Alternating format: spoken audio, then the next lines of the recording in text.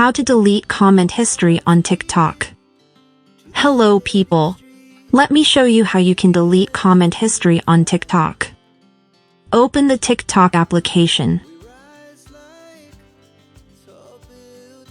Click on the profile icon in the bottom right corner.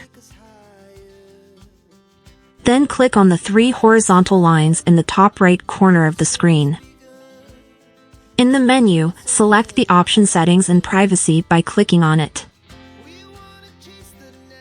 Scroll down until you find the Activity Center option. Click on it. Choose the Comment History option. Here, you will see all the comments you have made under other people's posts or videos. Click on the comment you want to delete. TikTok will take you directly to the location of your selected comment.